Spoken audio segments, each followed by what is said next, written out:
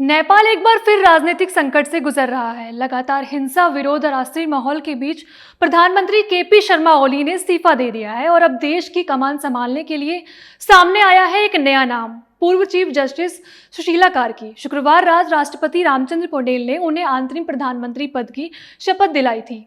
इस तरह नेपाल को पहली बार एक ऐसी नेता मिली है जिनकी पहचान उनके व्यापक फैसलों और सख्त रवैये से जुड़ी है। नेपाल के हालातों के बाद सभी की नजर नेपाल पर थी।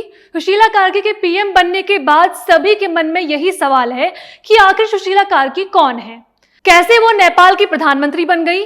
अगर आप भी इस सवाल को ढूंढ रहे हैं तो आइए हम आपको बताते हैं कि सुशीला कार्की कौन है।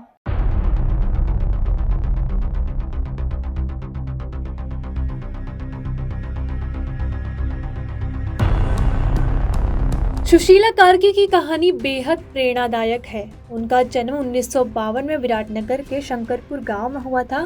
किसान परिवार में जन्मी सुशीला कार्की 7 भाई बहनों में सबसे बड़ी बेटी थी। बचपन से ही पढ़ाई में तेज सुशीला ने नेपाल में ग्रेजुएशन की पढ़ाई की और फिर भारत के बनारस हिंदू विश्वविद्यालय से राजनीतिक विज्ञान और कानून में डिग्री हासिल की। इसके बाद उन्होंने विराटनगर में वकालत की शुरुआत की और न्यायिक पेशे में पूरे 32 साल बिताए।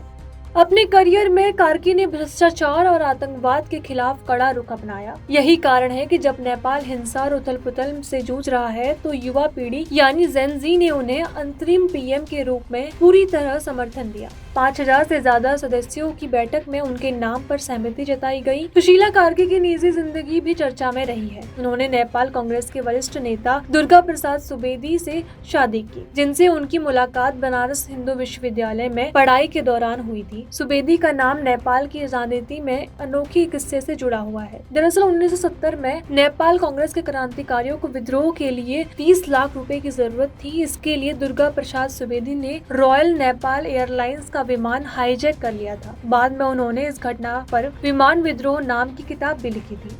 सुशीला कार्की ने अपने करियर में कई मुकाम हासिल किए। 2007 में उन्हें वरिष्ठ अधिवक्ता बनाया गया। 2009 में वह सुप्रीम कोर्ट की पहली महिला न्यायाधीश बनी। 2016 में वह नेपाल की 24वीं मुख्य न्यायाधीश के पद तक पहुंची। हालांकि इस दौरान शेर बहादुर देउबा सरकार ने उनके खिलाफ महाभियोग का प्रस्ताव भी लाया था। महाभियोग यानी जब किसी बड़े अधिकारी या प्रशासक पर विधानसभा मंडल के समक्ष अपराध या दोषारोपण होता है तो इसे महाभियोग कहा जाता है, लेकिन भारी विरोध के बाद इसे वापस लेना पड़ा।